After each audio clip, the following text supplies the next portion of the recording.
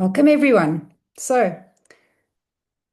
Really happy, really excited to be here, and would really love to welcome you all for coming into the session today.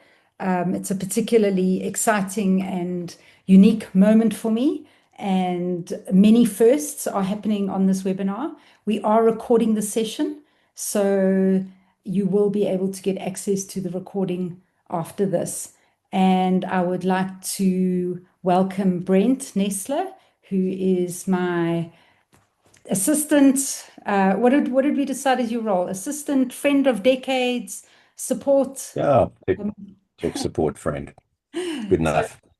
Brent has been Hello, part of my everybody. journey since the beginning of my journey. In fact, he was at the very, very first coach training program that I ever trained, and has been an incredible support and friend ever since. So Brent, thank you very much for supporting me with the You're welcome. technology on this webinar. So also, wanting to just start by asking a question. So and also to let you know that as this is a webinar, there's no chat function as such, but there is a Q&A. So I'd love it if you put any questions that you have as we go through the process into the Q&A. And I'd like to actually start by asking for what I'm curious to know before we get going so that I can really answer your questions, be authentic, and be present with you as opposed to just throwing a presentation at you. So, my question to you is where do you see AI as being useful for enhancing your coaching practice? Where do you see AI as being useful for enhancing your coaching practice? So if you can just put that in the Q&A so that I can get a sense of what are the connections that you're making? How are you already using AI, or how do you anticipate using AI in your own coaching practice? Thanks, Jyoti. Kicking off the Q&A there. Framing better questions. Okay, excellent. I've got something really, really powerful to share with you about, and I'm probably going to give it away right now, is that your coaches are better at coach prompting, at framing better questions. Okay, so thank you for all the replies that are coming through. Brainstorming, questioning. Amy, I see that you are focused very much on applications that can support your productivity, support the efficiency of running your practice as well. So that's great. Yeah, efficiency as well. Debbie's also saying, okay, tracking, very much tracking themes, patterns, and even progress for our coaching clients as we go through. Interesting, Karen, that's an unusual one that hasn't often been mentioned, which is role play. Okay, reflections actually to help you be a better coach. So that's why we're here. It's because we want to be better coaches, and in some ways, because we haven't really got a choice in terms of the need to be here. Okay, taking notes, research. Great. So thank you. This gives me a really, really good sense of what it is you're looking for.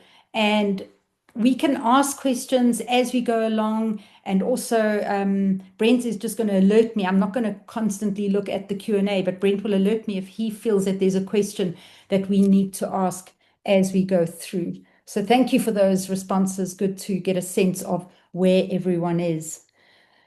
So let's kick off the session. And what I'd like to do is just to position why I created this masterclass. What are the objectives, and what is the reason that prompted my investigation, my deep immersion into the world of coaching and AI, and possibly one of the prime reasons that all of you have come into this class. So first of all, I think most of us know, but I'm not sure if everybody knows quite how much coaching is the fastest growing industry. It's the fastest growing profession in the world. It's a multi-billion-dollar industry. It is intricately woven into organizational leadership worlds, and in fact personal development as well. So currently it's estimated to be bringing in $7.5 billion in 2025 at a global perspective. So at the same time, as there is this massive demand for coaching, at the same time, there is a demand for and an acceleration in artificial intelligence. So currently, coaches are reporting the use of AI and the request by organizations to share AI. So remember that when we talk about AI integration, we are talking about integrating AI with coaching, but I'll also talk about using AI as a separate to in-person and human coaching as well. But essentially, my focus here is on a hybrid future model. So AI can already summarize conversations, it can spot patterns, as you were requesting there in languages, or they're suggesting that's what you wanted to use it for. It's able to generate reframes, metaphors, real-time nudges. All of these things are already possible. But the truth is that while AI is impressive, it can't feel. And that's going to be a strong theme of the masterclass today. It can't co-regulate, co-regulation, and you're going to learn a little bit about how important that is in the brain. And it can't create the real deep trust and human resonance that transformation really requires. So the neuroscience is really clear on this, that insight, safety, growth, all of this happens in the relational space between humans. So this is not about replacing coaching, but it's about making it's absolutely paramount that we preserve psychological safety, we preserve confidentiality and deep meaning making. So there's ethical considerations of clients' dependency on AI, on algorithms, on AI bias, and also the dilution of professional standards.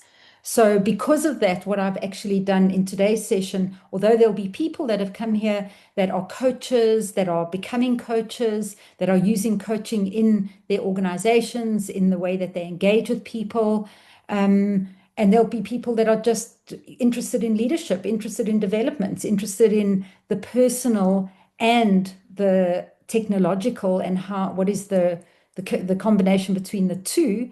What we're really wanting to do is to make sure that our professional coaching standards are maintained. So the whole masterclass is embedded in the International Coach Federation core competencies.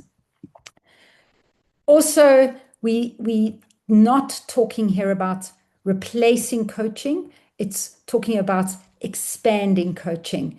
And the corporate spending on coaching continues to rise. Okay, so it is important that we stay ahead and on top of it. So really, my message here is that it's those who both AI literate and deeply human, okay, integrated, who will lead our profession going forward. So that's the reason why I created this masterclass. What I'm going to be doing, although I'm going to be talking a lot because there's no breakaways through the session, there's no discussions between you, which would be wonderful. Unfortunately, because it's a masterclass, it's delivering information in a rich and a deeper way as possible. We're not necessarily going to stop for conversations. However, what I have got throughout the masterclass are some provocations. So I want you to do the thinking. As coaches, we need to be able to self-reflect. We need to be able to, people who've been trained by me always know I say, walk the walk. So if you're going to ask your clients to do reflections, then we must be willing to do reflections, to dig deeper, and to challenge our own thinking. So here's your first provocation for you to think about. And I'm very happy to, in fact, I'd love to actually see in the Q&A, what are your replies to this provocation? So if AI can already ask powerful questions, what is it that you think makes you irreplaceable as a coach? So you can just put it in the Q&A. We'd love to see what your replies are to this. Or even just personally, you can just jot down some insights and thinking as you go along. If AI can already ask powerful questions, which it can, what makes you irreplaceable? Ah, Shahida, beautiful comments. It's about what's not said and the safe space, that human space, Jyoti, for reflection and discussion. Debbie, interesting. Asking questions in the right way and at the right time. Yes, timing is a human quality. It's very difficult to program that into AI responses. Okay, and responsiveness as well, I guess. Amy, thanks. Creating a safe space and holding the space. Brian saying personal experience with and empathy. Actually, yes, that human resonance again. Without fail, in my experience, people come to coaching because they've been challenged in their lives, because they've faced difficulties, they've faced challenges, and they've risen to those challenges. So coaches come to this profession resilient, wanting to learn, wanting to make a difference in the world. They have experience. That the depth and the quality of that experience cannot be replicated. See, there's a lot of comments about empathy, emotions, creating a safe space. Okay, and I think just let's gather all of these. It's not necessarily that we have to gather evidence for why that we are needed as human coaches, but there are unquestionable realities about the human connection. Okay, wonderful. Empathy is a very strong one, and I'll speak a little bit about how we can leverage empathy even through AI, in fact. Okay, a personal touch and compassion, non-emotional and yeah, AI is designed for, sorry, Lillian, I mixed up your comment there. You said AI is designed for short conversations, non-emotional. And really what you're saying is that in order for a relationship to be formed, there needs to be emotion. Can you imagine living in an emotionless relationship and getting quality out of that emotionless relationship? Not to say that AI cannot replicate emotions, but not at the human resonance that we as humans can feel. Okay, wow. I wish I had time to read all of these, but I'm going to keep all of these for throughout the session. Thank you. Okay, so that's our first provocation. So, what I would love to share with you is the philosophy that I have that has encouraged me to go on this journey recently. So, as in absolute all transparency, those of you who know me, I have 100% core value of authenticity, is that my position on this webinar is not as AI expert. I've been researching, I've been studying, I've been practicing, using, I've been on training courses to be able to use AI. However, I'm not the expert. I was trained by experts in terms of using the technology. So my intention is here is to share insights, to share learnings, connecting the use of the technology with master coaching skills, and also bringing it into how can we train better coaching capacity and abilities, and also mentoring is which we know mentoring is actually giving some suggestions, giving advice. So my position is not AI expert. At the end of the webinar, and this will only be for attendees of the live webinar because of ICF requirements. At the end of the webinar, I will be directing you towards some extremely well-priced programs that you can do, and certifications that you can do specifically designed for coaches. Sometimes it can be a bit daunting when we see some of the costs that can be associated. So my philosophy around AI and coaching together is that AI is your partner. It's a partnership, and we want you to engage with AI as a thinking partner. Remember that as coaches, we are thinking partners for our clients. And now we have AI to support us in our thinking, but also to support our clients in their thinking. So remember, AI is your partner. It's not your brain. Okay, it is not a replacement for your brain. It's a symbiotic relationship that is there for the benefit of the system, the coach, the client, the stakeholders.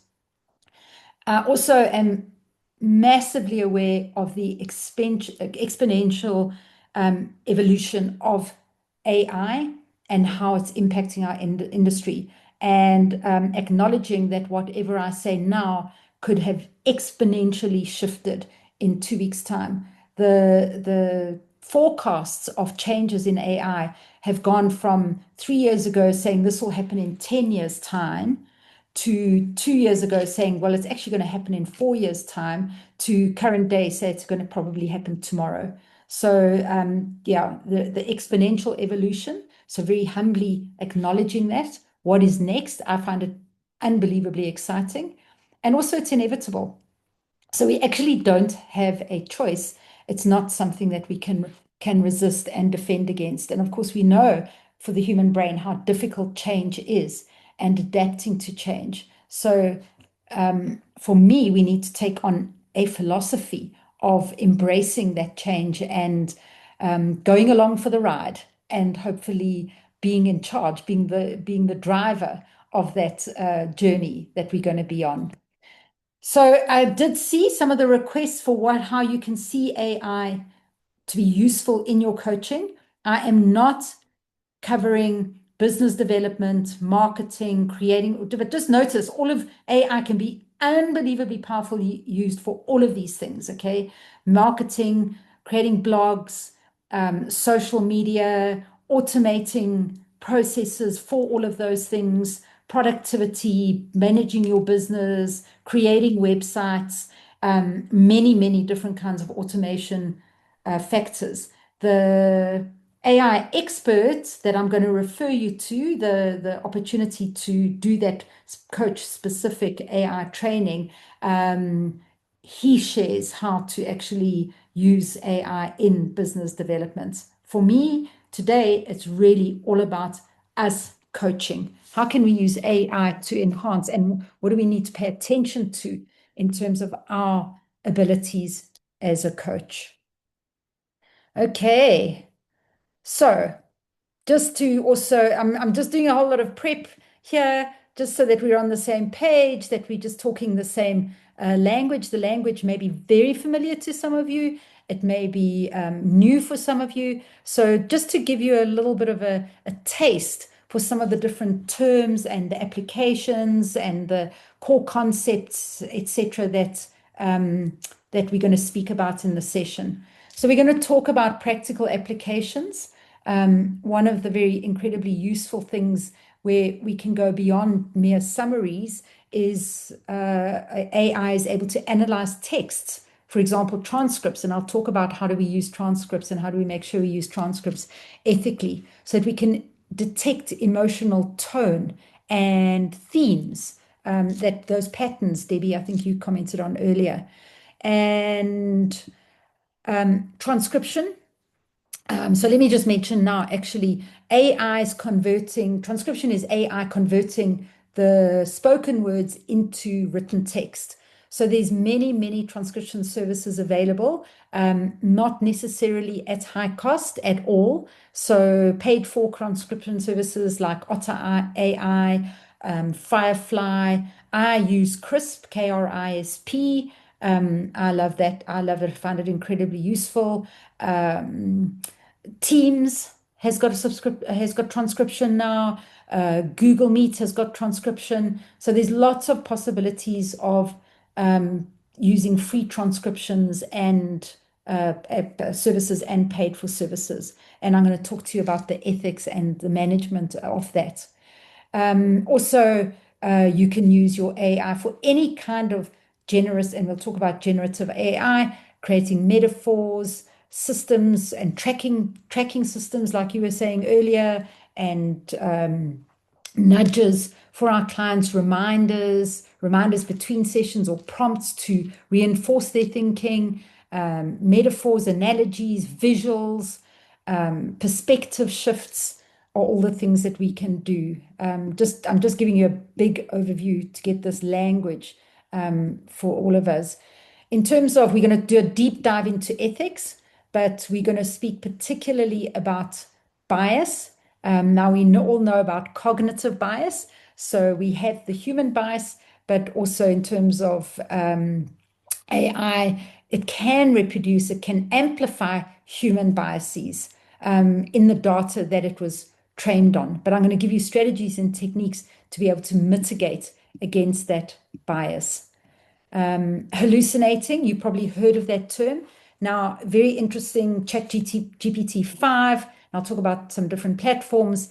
A lot of people that are really experienced and using those kind of generative AI platforms are finding that ChatGPT-5 is actually hallucinating as much, if not more, than even ChatGPT-4. So often I will work between both of the both of them rather, and how do we navigate and manage the hallucinations? It's plausible but false, plausible sounding but false information. And this is why AI requires such deep engagement. It requires that you dance and act in partnership with the AI as opposed to passively accepting whatever it is that the AI puts out. If any of you watched that or listened to that podcast, Diary of a CEO, a few days ago, it was about 5 or 6 or 7 days ago, he did a program with the AI expert, okay, from Google, Moat, I forget the name now, and it was about ChatGPT and brain rot. Does the use of AI cause dementia? Very, very interesting. So if we just this masterclass is very much about creating an active engagement with AI as opposed to passively allowing ourselves just to receive information and facilitate brain rot. Okay. In terms of transparency, according to the ICF AI standards, which I'll talk to you about, there are specific documents for ICF, for the European mentoring and coaching, and I'm going to send you those afterwards, those particular guidelines and competencies around AI coaching. And according to the ICF AI standards, coaches must always disclose when AI is being used and also clarify the limitations of AI. In terms of some core concepts, obviously, as I say, I'm not positioning myself as the expert, but just to understand the terminology. AI is, broadly speaking, these machines or software that can perform tasks that normally require human intelligence. Okay, so things like pattern recognition, language understanding, decision making, etc. Okay, machine learning is a subset of AI where systems can improve their own performance over time by learning data and not just being explicitly programmed, which is what we are experiencing in terms of generative AI. And we talk about when we understand how AI actually generates and discovers and creates information. It's so similar to the way our brains work in terms of creating neural networks, creating subsets of information, creating like interconnected nodes. And these so-called neural networks are what actually power modern AI systems. So I'm going to be speaking to you a little bit about the links with neuroscience. And then lastly, in terms of language and generation, natural language processing. It's not the NLP that as coaches know as neuro-linguistic programming. This is a branch of AI that focuses on understanding and generating human languages. So this is your ChatGPT. Now there's so many platforms. I probably will speak mostly, I'll just reference ChatGPT because I use it mostly. However, there's DeepSeek, there's Grok, there's and your particular organization also may have limitations because of privacy issues on which platforms that you may use. Some others are Claude, I think I mentioned Copilot, Meta, Llama, Perplexity is really, really powerful, especially for research. Gemini. So there's many of these different uh, tools that allow us to interact in conversation with the language model. Generative AI is AI that generates new content and very powerful for us as coaches, lovely for us as trainers. As you will see, every single picture in my presentation today is AI generated. So this is where we can generate text, images, videos, audio, and galloping forward at a profound rate. Not just so this is not just analyzing existing data. And then we talk about large language models. So massive AI models trained on huge amounts of information and text data, so it can generate human-like responses. Again, ChatGPT, Claude, Gemini, these are all large language models.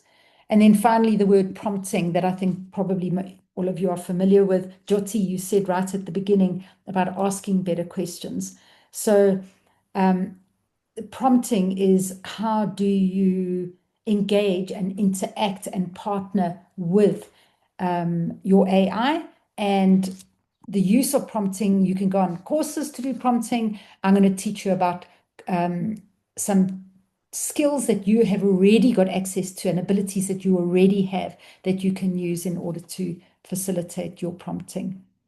Okay, because the instructions that you give your AI, it has to be in partnership, shapes the quality of what the AI is generating. And once again, it's not just passive putting something in and receiving it and accepting that as what is, but it's also about going much, much deeper and deeper prompting, real curiosity, which us as coaches have already been trained in. So the class today, the masterclass, what I'm going to run through is the ICF Core Competencies, the 8 core competencies. And the reason that I have centered this in the core competencies is because I'm going to be giving you a certificate after the session that indicates your attendance at the session and that the session was designed around the ICF Core Competencies so that you can claim CCEUs at the end of the session, and I'll explain to you exactly how you can do that. I've also got 3 focus areas for each of those competencies. So I'm going to mention some neuroscience that underpins the competency. I wish this was just, I think I'll set up a masterclass for just the neuroscience of AI, but I'm also doing some more practical ideas here. So I'll mention some neuroscience principles that underpin each competency in respect of our engagement in partnering with AI.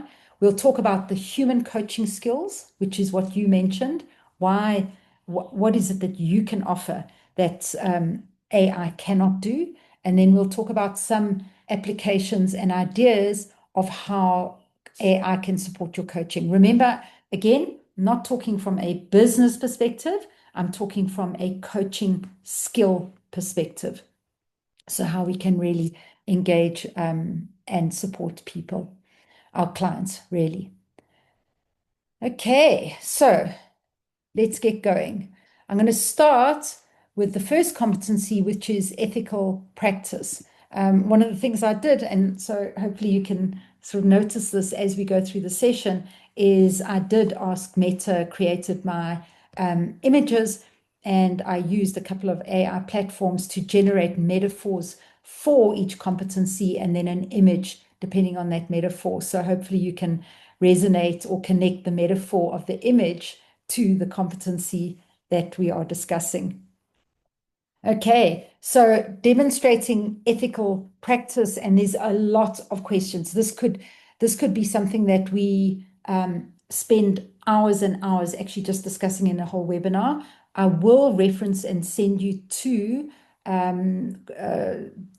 videos and resources that have been put out around ethics, privacy, contracting, although I'm going to mention some of those things today. So I'll give you much more. I've got many resources to send you after the session. So in terms of the neuroscience, we know that the human brain is wired for trust and safety. We need safety in order to be able to think, to be able to use our prefrontal cortex, in order to move forward, make decisions, take actions, be motivated. When we are not safe, what we do is we withdraw, we disconnect, and it's impossible for us to actually think deeper. Remember, our definition of coaching is facilitating the quality of a person's thinking, asking provocative, asking evocative questions, creating a safe space in order for that thinking to occur. So if a client do not have psychological safety, they are not able to do that kind of thinking, to really dig deep, to challenge themselves, and also be committed to their own progress. So we're going to talk about how do we create that safety through ethical practice. Just remembering, I always like to mention that part of the brain that everybody loves to talk about, the amygdala. And the amygdala is that part of the brain to do with attaching significance to anything that is occurring. So a lot of people, because of that amygdala hijack term that has always been used, people think that the amygdala is about the fight or flight response, is the threat response. But in fact, the amygdala decides, is this a safe space or is this not a safe space? Is this what is significant about the circumstance? Is it threat, ambiguity, or is it reward and engagement? So absolutely critical that we create that safe space and that psychological safety for insight. So what can the human do that is completely unique in terms of this is creating integrity and psychological safety through explicit contracting. So we're going to talk about contracts, agreements. I'm going to send you agreements. I'm going to send you privacy, compliance, disclosure clauses, all of those kinds of things. However, remember what happens between you and your client is often co-created as a contract and verbal. So it happens can happen in the session. Now, when we are connecting, there's a quality of the complex, unique human nuances that we engage with in order to feel that psychological safety. So really, in terms of the human coach, cannot be replicated. That sense of integrity and honesty that we feel in relationship with another human being. The prefrontal cortex, the part of the brain, very interesting, called the medial prefrontal cortex, okay, is the part of the brain to do with moral discernment. Now, AI is not able to engage with it'll do it on an academic intellectual level, but not at an intuitive level like humans can do. So in terms of AI applications, you can use AI to generate your coaching agreements. I'm going to send you some pre-designed coaching agreements that are completely aligned with ICF and EMCC. You can get it to create disclosure clauses, privacy measures. Very important how we manage privacy compliance. So I'm just going to give you a quick tip here, and maybe write this down. It's something that I think is absolutely invaluable from a privacy perspective. It's not all platforms that need this. For example, I don't think Claude needs it, but definitely ChatGPT, Gemini, Grok. Okay, so if you go, and I'm just going to use ChatGPT as an example. If you go into ChatGPT, you go into your profile. Okay, it's where the little circle is with your initials, whatever you've set up. Go onto your profile and go into settings. And in settings, make sure that it'll automatically have data controls switched on. You want to switch off data controls because data controls are giving permission for the AI to use your responses, what you're putting into the AI to develop and improve the model for everyone. So in other words, from a privacy perspective, you absolutely want to make sure that your data controls are turned off so that it is not shared with anyone. You can also take other steps And you'll see, you can read in all the privacy clauses that I will provide for you with all the agreements, etc. You will also see that it may be strongly advised to actually hide personal details, like, for example, names of clients, organizational details, etc. So just to keep it private compliance, privacy compliance. And obviously, in different countries, there are different privacy laws. Generally speaking, what I've done in the agreement is to take into account the privacy laws of the country that you as coach work in, but how can that also be applied further? So also I've created, and I will send to you, consent forms, instead of the long agreement, but the consent form that you can send to your coachee to ask them permission to use transcription services, summarizing services, etc. I've yet to have a client say no, and my clients find it completely useful, powerful. I'm going to share the kinds of things I use for clients and I share with clients. And without exception, they have really found that it adds value. However, you do need to get consent. And it's also strongly advised that you, especially for recordings, transcriptions, that you ask for consent verbally at the beginning of every single session, as well as in your contract. Okay, so that's a whole conversation on its own. Let's talk about you now. How can embodying a coaching mindset is such it's a new and really powerful competency that the ICF, it only came into the latest evolution of the competencies with the ICF. And this is about how do you, as a coach, become self-aware? How do you self-regulate? How do you engage in ongoing personal learning and development? And AI is unbelievably powerful to support you to do this. How do you prepare for your sessions? So it is expected within the ICF that we engage in self-awareness and a reflective practice. So first of all, from the neuroscience, I'm talking about neuroplasticity here and your neuroplasticity as opposed to your client's neuroplasticity. Obviously, that's what coaching is. We're facilitating neuroplasticity, the ability of the brain to change throughout our lifetime. Coaching mindset is making sure that you keep developing, stay sharp, the evolution of your skills throughout your experience.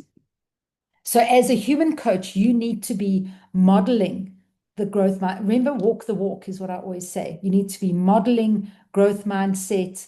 You need to be modeling curiosity, being curious and showing your clients that you are curious, humility. And this is the being of the coach. Okay, this is you. Now, there's one thing that has come super, super strong into my awareness as I've been engaging in the research about AI, is that it's so seductive.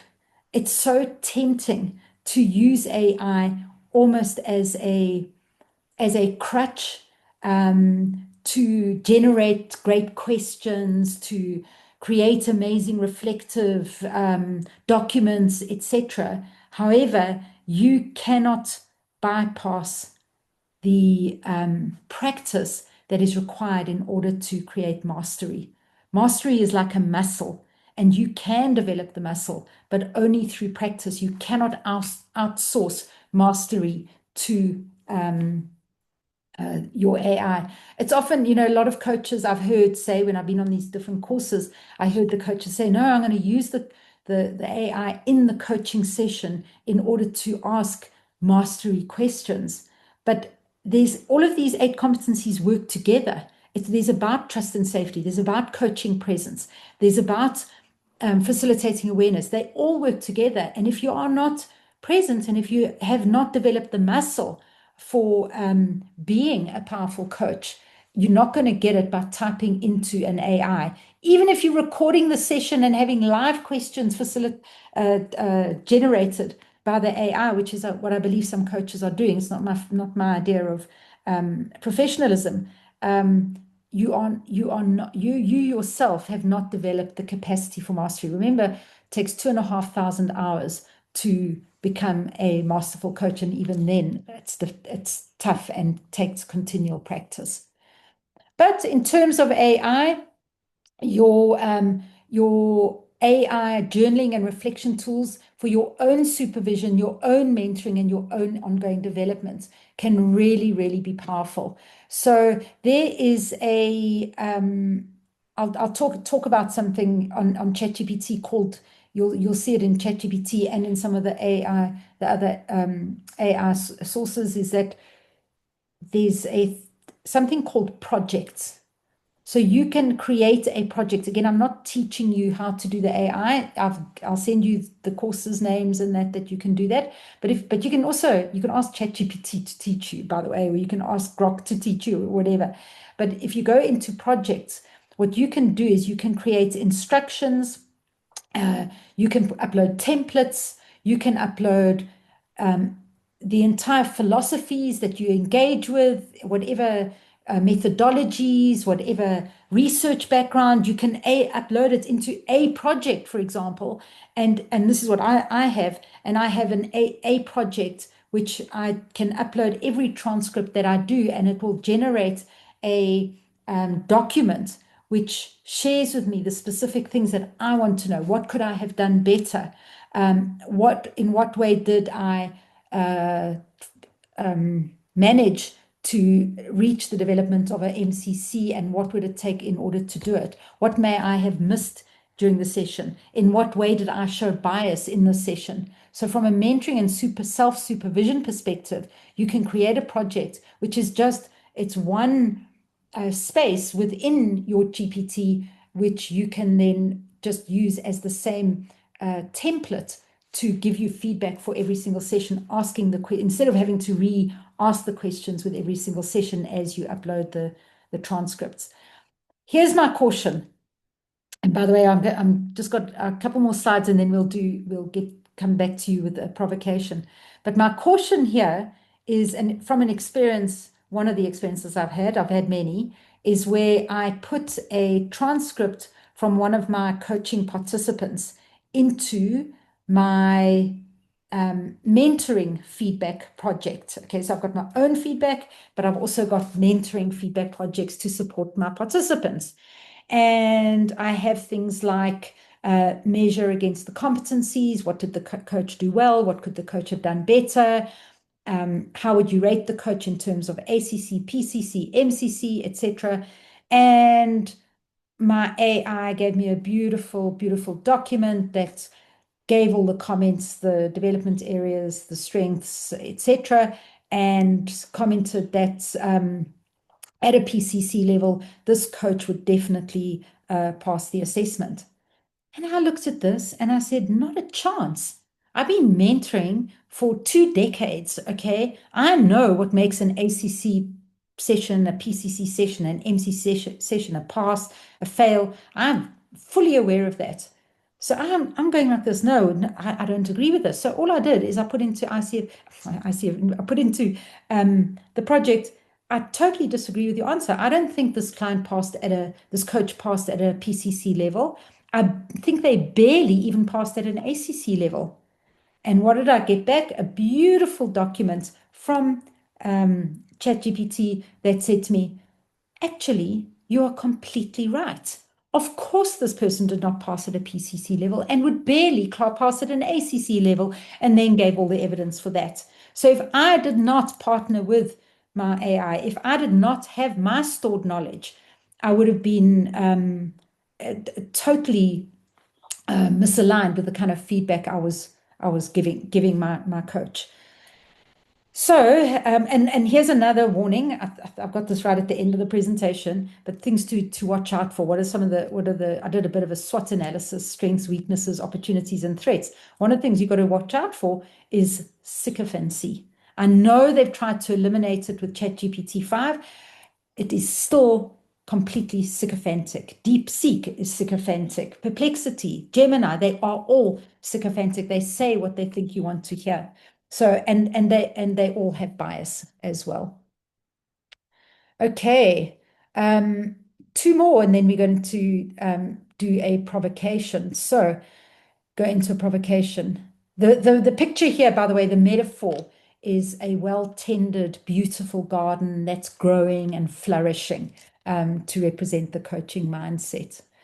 The symbol for the establishing and maintaining agreements is connecting you and the client, you and the system that you're engaging in. So in terms of the neuroscience behind establishing agreements, absolutely critical that if a coach, if a client does not have clarity, if there isn't accountability, if there isn't goal setting, the brain becomes disturbed, becomes disrupted. We trigger the amygdala reaction, and people, this is again your psychological safety. People aren't able to think, aren't able to have clarity. So absolutely critical that we that we are creating and establishing agreements that can support the coachee to develop goals, have clarity, know exactly where we're going forward. So from this perspective, the human coach, again, very much responding to the comments that you were making in the Q&A, is the human coach is able to sense, and we need to learn. This is what part of the practice, this is part of the muscle that we build as coaching, is the ability to sense subtle shifts in the client's needs, the client's energies, the client's priorities. I always like to say that I can really, I've got like a radar for understanding when a client is setting goals or outcomes for the session. Is this a want, or is this a should or a have to? And we all know that people don't move forward with shoulds or have tos, but when it comes from a deep desire within themselves, and we can pick that up as coaches. Very difficult for it to be picked up by a large language model. Okay. Also, we can contract in the moment. You know, we can share with what coaching is and what coaching is not. We also need to ensure compatibility. There's that chemistry that we talk about, that compatibility. And then also continually throughout the session, is the outcome that you originally wanted the outcome that we're moving towards? And at every single session, establishing an outcome. Okay, very difficult to do when you're just in conversation with an AI. What are some AI applications in terms of this? This can be your automation of your business practices, scheduling, session reminders, also designs for how to move forward, drafting agreements, having structured session agendas or coaching plans, and also having progress summaries, which I'll talk to you a little bit more about how do we actually use those summaries in support of the client and in service of the client. So that's establishing and maintaining agreements. This is really about monitoring and enhancing collaboration, but it needs to be done on a personal level and a connection level, as well as on your AI practical level. Competency 4, creating trust and safety. Okay, oxytocin is the neurochemical of trust. So what was very interesting is the research in oxytocin. Okay, so oxytocin is only given off in presence with another human being. Well, in relationship to another is where we produce oxytocin. And oxytocin is known as the neurochemical of trust. Now, the interesting thing is, in terms of oxytocin, it is mostly given off in physical presence with another human being. Now, we know that most coaching globally is not happening necessarily in one-on-one physical, same geographic locations, is happening virtually. To a certain extent, there is some oxytocin that is given off in a virtual environment because of a perceived social connection. So even believing that we are socially connected, and that's the importance of seeing the other person and engaging in a two-way communication with the other person, we get a production of oxytocin.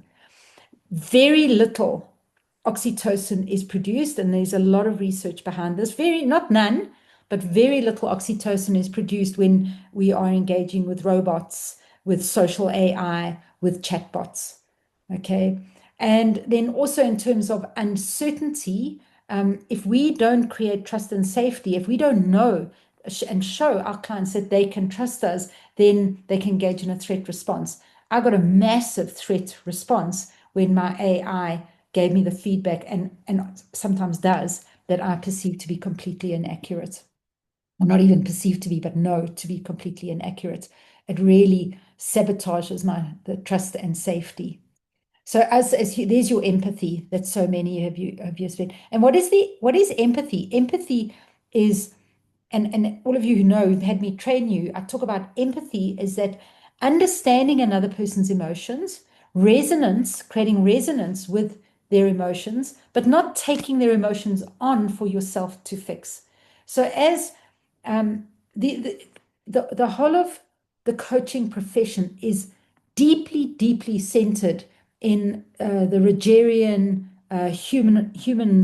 humanistic psychology, which is empathy, unconditional positive regard. We see our clients as creative, resourceful, and whole, and also coherence.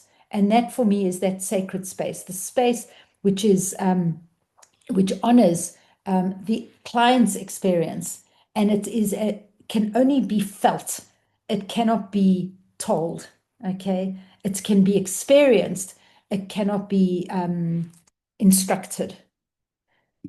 And then from an AI perspective is what can we make sure we do to honor, to cultivate trust and safety? We need to select platforms that emphasize data security and transparency. And you can use AI to run bias checks on your own practice. So like I said before, in what way did I show bias in this experience? Now, a very useful thing for you to do is when AI gives you a response to whatever it is that you are researching, you can ask the AI, in what way may this reply have been biased? And AI will give you a powerful reply, and then you can prompt it again. And in what way may this be biased? So it's actually a great bias checker for yourself, but for itself as well. Okay, so the other really useful thing I think is for resources.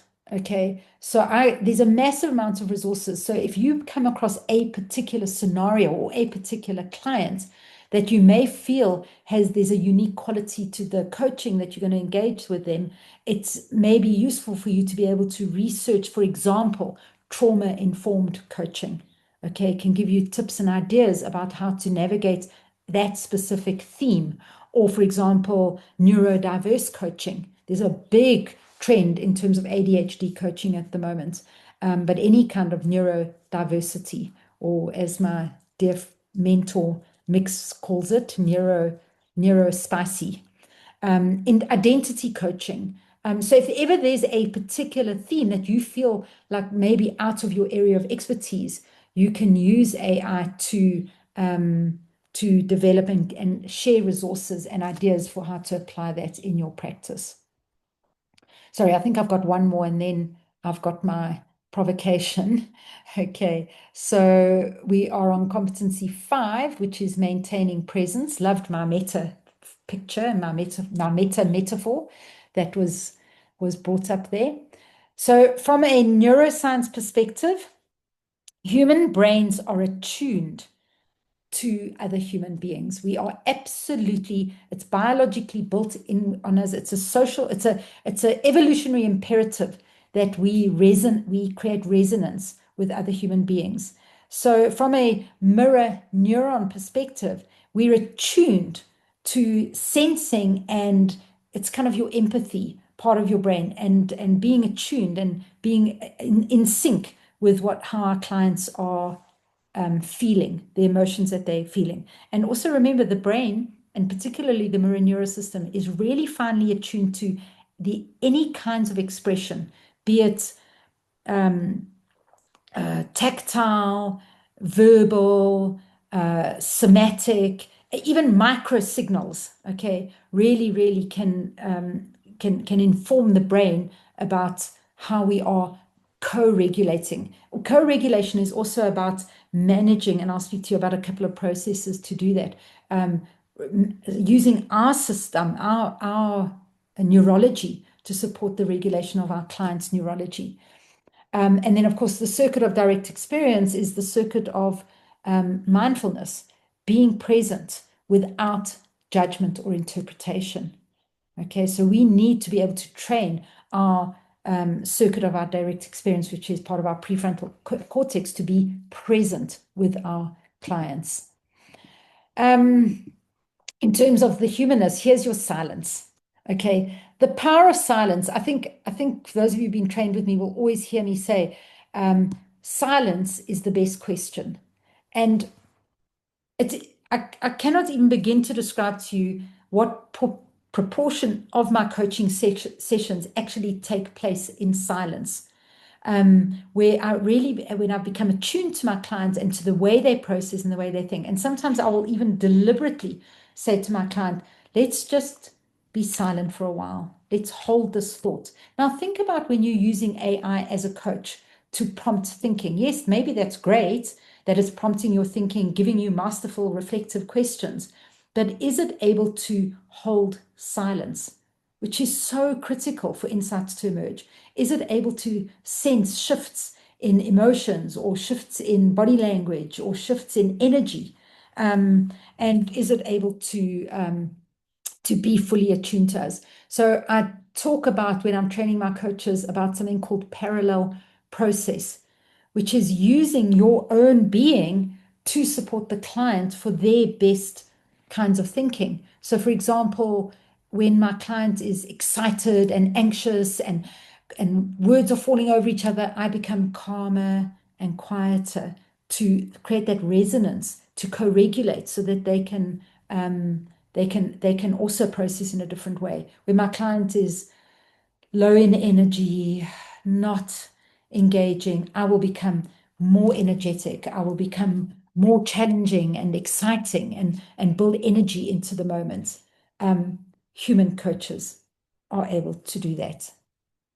However, from an AI perspective, okay, this is the using AI to generate preparation summaries before the session so that you can become fully present and unburdened.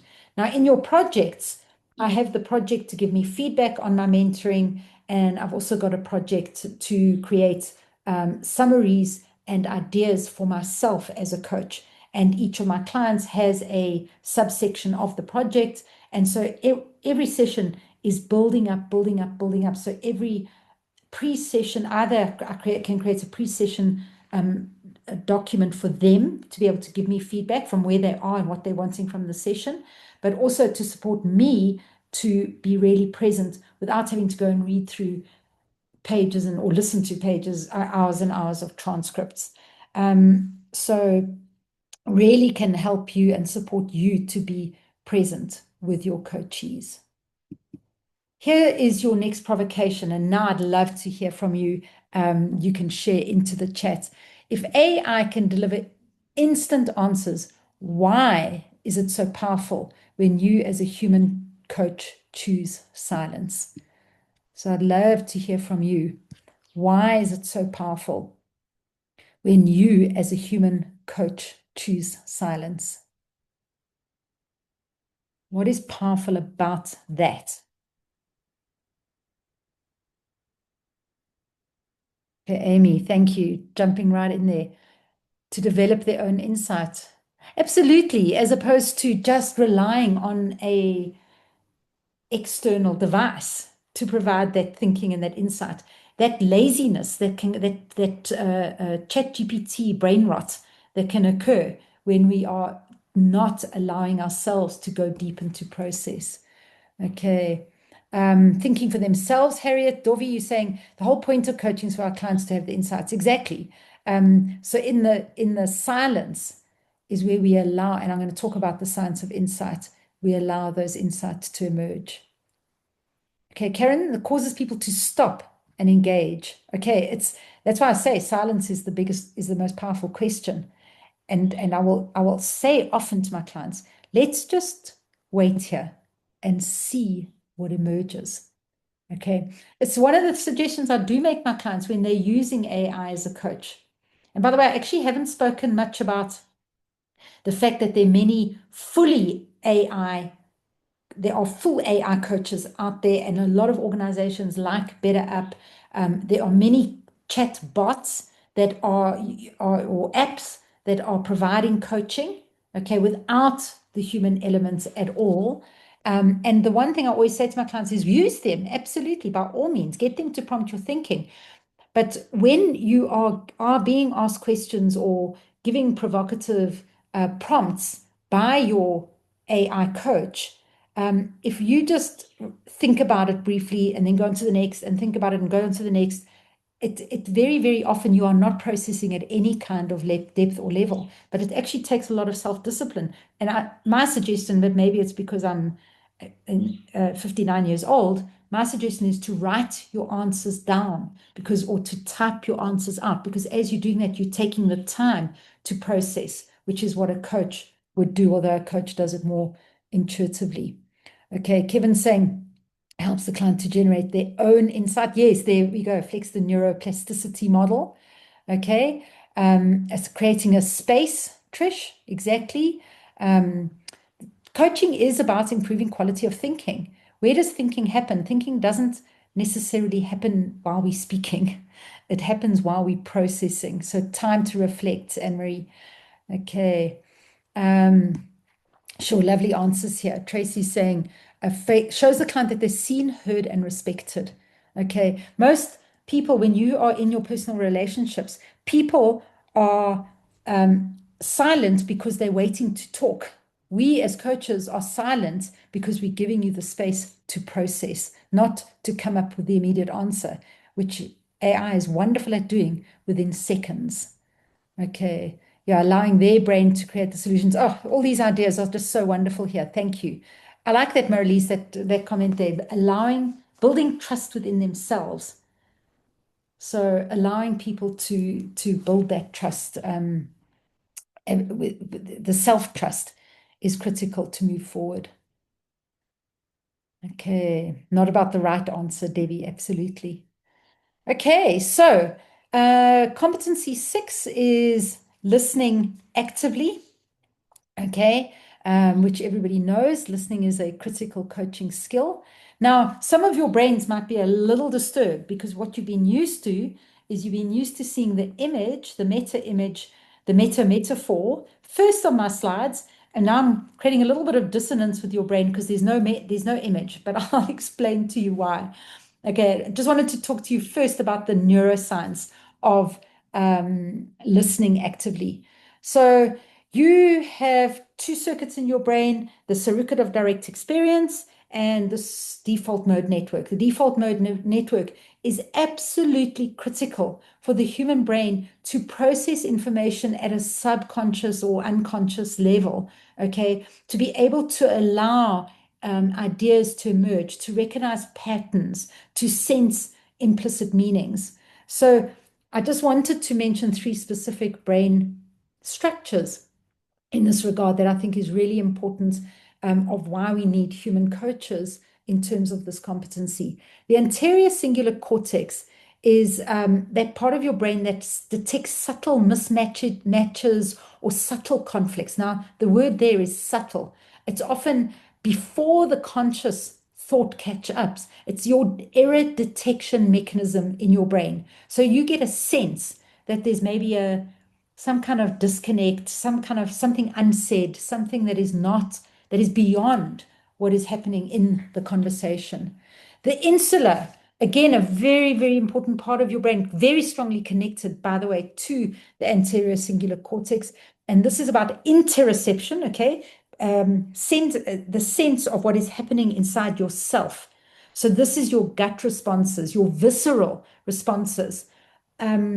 Only human beings are able to and we train our coaches to be very much aware of their own internal responses and to learn to interpret what are those responses. And these are the body sensations that you have that you can use in service of the client when sharing any kind of intuition.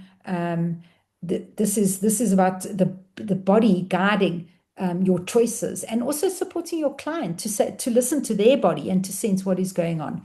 And then, of course, the basal ganglia, which is at a very simplistic level, the habit center of your brain, which is processing a massive amount of sensory and experiential information very rapidly and integrating it into what has worked already, what do we already know, so that we can understand what is happening at a much deeper perspective than just at a knowing cognitive perspective.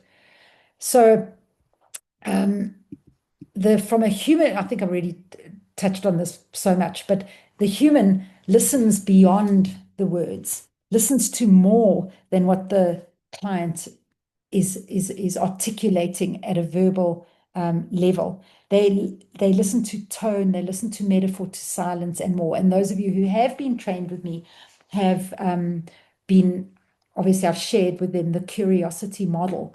And this says all the things that we can listen for, the things that we can ask about, the things that we can help clarify for our coaches. So instead of going and having a list of fabulous, amazing coaching questions, we can focus on any aspect. This curiosity wheel is really something that you can actually rotate. So you can, at the top there, you can ask about the emotions, their physical, their somatic body experiences. What are patterns they're noticing? You can ask about inconsistencies, where what they're saying and how they are showing up is a mismatch. And then going around the wheel, you can ask about triggers, beliefs, wants, needs, perceptions. But remember all of these things, but we can do it in the moment. So truly being present and listening to where the client is at. Yes, of course, I could create AI prompts for all of these things and can be incredibly useful for facilitating awareness. So from an AI perspective, you can use your transcriptions. You can remember I mentioned to you what sentiment analysis is, analyzing themes, analyzing emotions, analyzing unsaid things, using that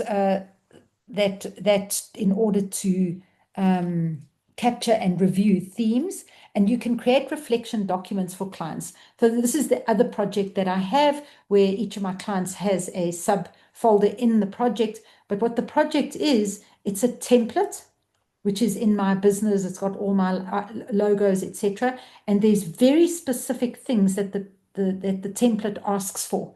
So when I upload my transcript, it'll create a reflection document for my clients that is written in my tone.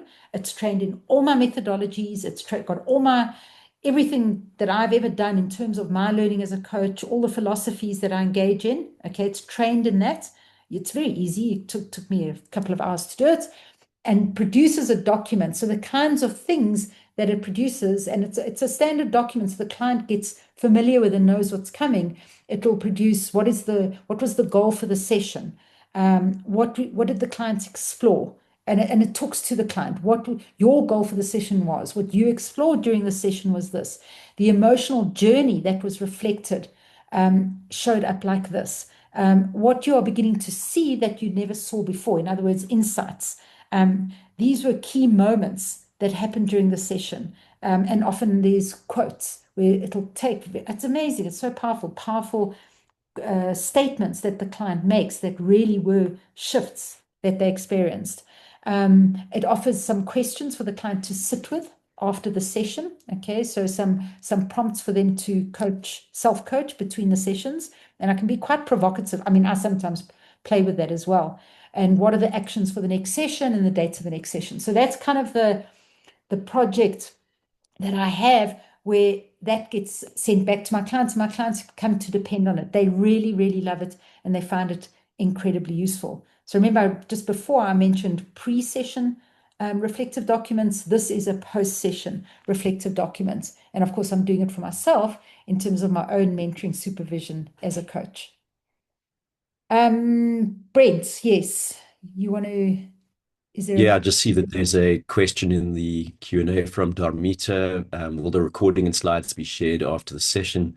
Having issues with audio and only getting parts of the presentation, I think an issue on their side. Thanks. That's a good a good question. You're a good coach, Damita.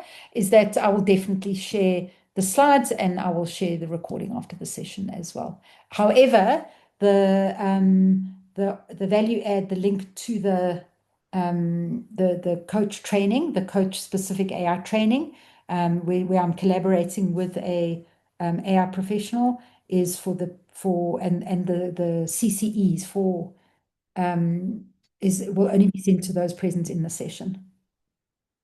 Okay, Belinda. Oh wait, I've got to give you Brent. Belinda's got her hand raised. Do you want to? I'm not sure if you can support. Yeah, see, I can't. I don't have the. Okay, Belinda, sorry, you're don't going have- to have to. Only Brent can because he's my co-host here. But Belinda, you can put your question in the chat, and Brent will always draw my attention to the questions, or we'll go through them. I'm going to go for another maximum 10 minutes, and then we're going to open up for any Q&A, and then I will send you all the links that you need in order to get the documents that I've promised as we go forward.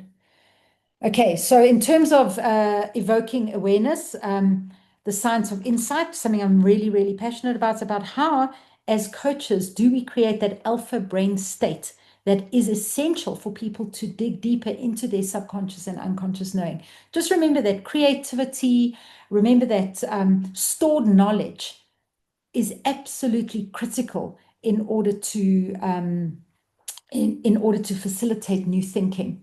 Okay, and that stored knowledge is what we access when we create an alpha brain state for our clients. And then, of course, once the person has the awareness, once that shift takes place, the brain moves into a gamma brain state, which you can see on people's faces. ChatGPT can't see my face, can't see my aha moments, can't see my eureka experience.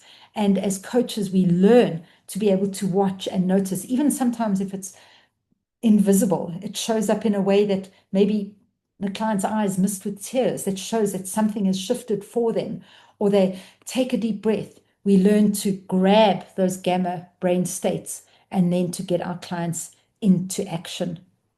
So evoking awareness is really challenging our clients to go beyond the cognitive, beyond the logical, beyond the first responses, and to dig deeper.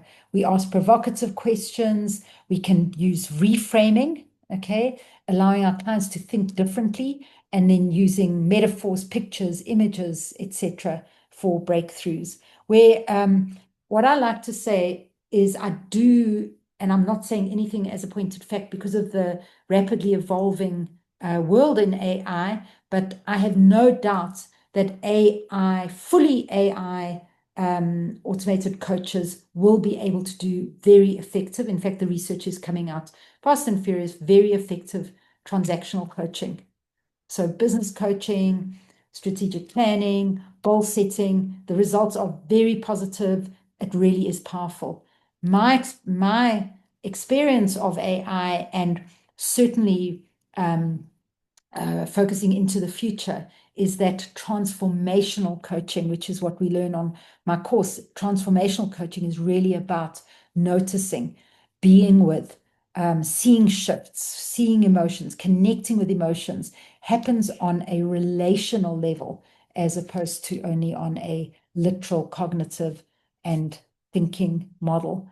And you may use AI to generate reframes, to generate metaphors, like I did in all my pictures here, visual mind maps to support the client, to stimulate insight. And this is where you need to be the engineer of your prompts. Okay, prompt engineering is kind of one of the skills of 2025. And here's what my awareness came when I was going through all these AI courses, is that what I realized is that we have that skill as coaches. I didn't even realize it was so hardwired in me that that was one of my biggest aha moments that I had while doing the course. Suddenly realized all the other people doing the course were kind of, what question should I ask? And now prompting, there's so many beautiful ways you can learn to do prompting. You can do adversarial prompts. You can do meta prompting, being the observer of the engagement in the session, self-reflective prompting, Socratic questioning. There's so many ways to do different prompting. Guess what we do as coaches? We are prompt engineers because that's what we do every single session. So I really use my coaching skills, my coaching questioning skills in order to be provocative, to be evocative when I'm leveraging AI for my clients' services or for mine. Okay. So my provocation here is if AI can generate dozens of reframes, why does one question from you have the power to change a client's life? Why is it that you think that one question from you can change your client's life? Okay.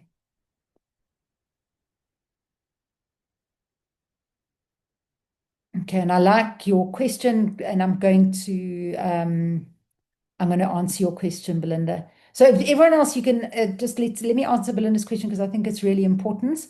Brent, I'm assuming that's what you were um, prompting me to notice. Yes, exactly.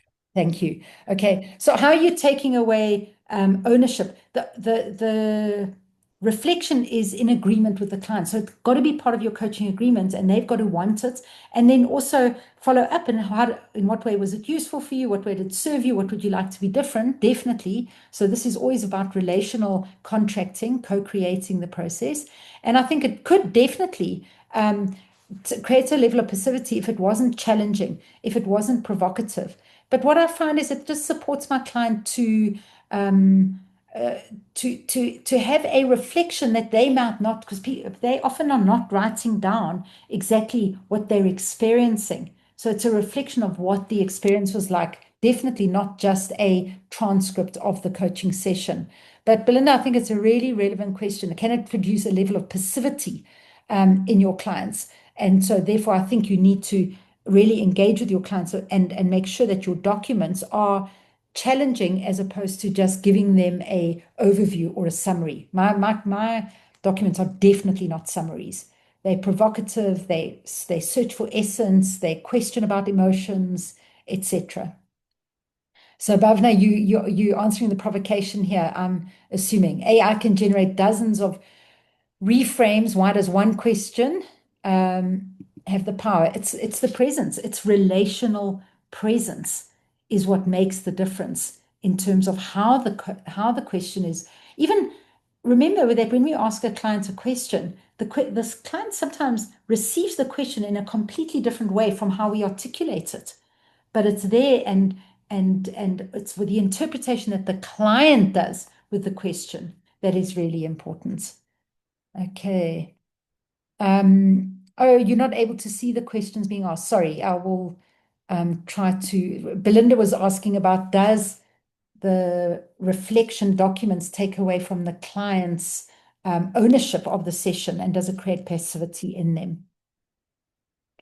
Okay, sorry. Okay, here again, transparency. I meant to say this at the beginning, is I've only ever used Zoom meetings, but because I got so many replies, I decided to try out Zoom webinars, and the webinar is a different process in terms of Q&A as opposed to chat. So thanks for pointing that out.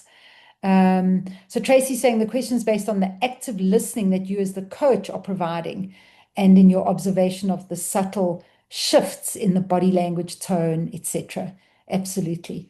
The question is not logically generated. Remember, to a large extent, and I'm not mad about the terms, but AI is pretty much left brain trained. And when you are in human presence, there's an integration of left and right hemispheres, which is creativity and playfulness and energy. And yeah, we're going to actually talk a little bit about that. And Jyoti saying humans can ask questions to bring insights and lean in to that with the client's permission. I love that, being with the coachee as opposed to just presenting a question.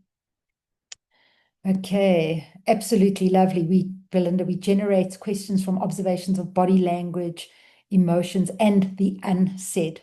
Super powerful in coaching. Okay, so moving into the last competency, which is facilitating client growth. We can talk here a little bit about the neuroscience of habit loops. So remember, any behavior, any behavior that a human being engages in is always dopamine related. There needs to be a reward in order for that action to occur. So these habit loops are what reinforces new behavior. And dopamine being the reward neurochemical that is critical in order for people to be motivated to take action, to do things differently. So from the dopamine perspective, which is what I could actually talk about for days, is that there needs to be that dopamine that hit that comes from relational presence, where we are the champion of the client's wisdom. We are the champion of the best version of that client. Okay, when you experience being seen as resourceful, as creative, as whole. Okay, when that is being reflected to you, we get dopamine, because remember, the orientation of the human brain is towards social. So it's a very, very powerful dopamine reward that is created through being in relationship. And then also having, in terms of those habit loops, co-creating meaningful accountability systems is yes, and I'll talk quickly, and let me just mention it here. Progress trackers can be highly motivational. Journaling bots. Now, it's very, very easy to create a chat bot. In fact, you can take a couple of days to, and obviously it takes refinement in that, but you can create your own chat bot that you can, and it's easy to do. You just go onto ChatGPT and get it to guide you through the process, or you can employ somebody to do it, where you can train your own chatbot to be present there for your client between the sessions, and you can train it in your methodologies, your philosophies, your style of coaching that can support them. And then, of course, journaling bots, journaling apps, etc., can also support the client in order to create new habits and accountability. But there's something about human accountability that is quite unique. So the chatbot is a pre-trained and refined AI that you can create yourself for a specific reason. For us, obviously, we're talking about coaching. It could be to develop your writing. It could be to develop health consciousness, or manage your contents of your fridge and create meals. You can create it for anything, but not a difficult thing to do, and can be there as a support between sessions for your clients. I'm also busy creating a chatbot for my coaches who have been used to me training them, so that they can have me as a mentor consistently with the style of coaching that they have been trained in. So a lot of really, really powerful uses.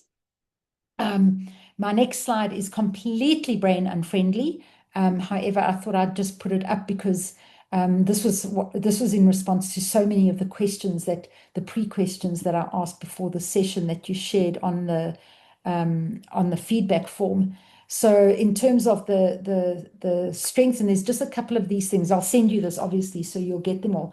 But in terms of scalability, okay, we are able to, the positive thing with AI is we can scale our coaching, and it can be scalable on all levels of organizations. We can receive data insights. We can get personalized support. Our clients can get personalized support. It can create productivity and efficiency processes, can support us with creative, and our clients with creative prompts. Scalability beyond boundaries as well, supporting your coach development as well as supporting your clients. And then we can also, things like CodeBots, we can create personalization at scale. Just remember as well, whichever AI you're using, go in and personalize it. I've personalized my AIs, all of them, to not use emojis, for example, because it drives me mad with emojis, to not use the M dash. You can go, please write in a professional style, or write in a connecting and empathic style. You can go to personalizations in your settings, and create a real powerful resource for yourself. Some of the weaknesses are bias, which we obviously know we have human bias. Is AI going to be for the masses and humans for the elite? Is a concern that I have. In other words, the cost of human coaching much more expensive, and so therefore will it only be given to maybe people in really senior positions in organizations, for example. The empathy or presence, it can be quite mechanical. People can over-rely on it. Coaches can over-rely on it. Clients can over-rely on it. There may be an AI literacy gap for coaches, for clients as well. The quality is variable, it's not consistent. Clients may feel uneasy about it. So, Belinda, again, to your point, is that we need to make sure that there's agreement and resonance with our clients. So what are some of the opportunities? Like I've been talking about, creating hybrid coaching models where you're using AI within your coaching. We can democratize access to coaching. All people can get coaching, which is fantastic. And people are using AI as coaches. We can differentiate ourselves as AI literate if we engage with AI. There's a lot of evidence, a lot of research that we have access to. There's also, don't forget, there's so many other functions I haven't even mentioned. There's the agentic AIs, which you can set up agents to do or use the prompts for agents to do work for you, like booking flights, for example, or scheduling. You can use the research function. You can go into deep research. Things like Perplexity are really good with that. You can get evidence-based and research documents as well. We can use it to support ethical standards, can also sabotage, of course. Helps us gather perspectives. You can apply tools. So if you love coaching with the hero's journey, for example, or you love coaching with the drama triangle, or you love coaching with the iceberg model, you can create, you can prompt the AI to use your models to design processes and feedbacks for your clients and spotting themes and tensions. Some of the threats where there are AI-only substitutes and no human connection could create an erosion of trust. Obviously, the ethical bias risks. They can be resistant to adoption of it. And then a concern that I have, which is not on, I don't have the answer for, is I've said that young people crave human connection. Actually, what I was going to say is, are young people going to crave human connection, or is that going to be replaced? And is it going to dull the capacity for real relationships? Okay, I'll fix that slide before I send it out. So the quick provocation, which I will send you because we haven't got time to actually answer this in the chat before I tell you what's next, is the soul of coaching going to be traded for speed and scale? And how do we counter that? So lastly, to start completing on the session is what you're going to get from the session is the certificate of completion. Okay, for all attendants at the session, I will have the attendance list and I'll be able to send that to you. I'm going to send you the ICF's Artificial Intelligent Coaching Framework and Standards. I'll also send you the MCC one. I'm going to send you all the contracts and consent forms that includes AI policies, privacy, etc., consent, etc. I'm going to send you an ethics document that discusses ethics and the use of AI in coaching. I'll send you the slides from the session, and I'll send you a discount code for that AI coaching mastery course. So please let me know, contact me if you want to become part of BrainWise, if you're not already part of the community. I'm going to be doing more, obviously, of these masterclasses, not always around AI, and AI is going to be embedded in all, or has already been embedded in the future programs that we're going to be doing for BrainWise coaches. So to end the session, the clients of tomorrow will not ask, did you use AI? They will ask, did you see me? Did you feel me? Did you hear me? Did you believe in me? And that answer must always come from you and from your humanity. So thank you, everyone. I hope we answered the question of integrating AI and the human coach, and really appreciate everybody being present, and you'll get everything I promised within the next 48 hours. Have a wonderful morning, evening, night, wherever you are in the world. Thank you, everyone. And thank you, Brent, for all the support. Very welcome.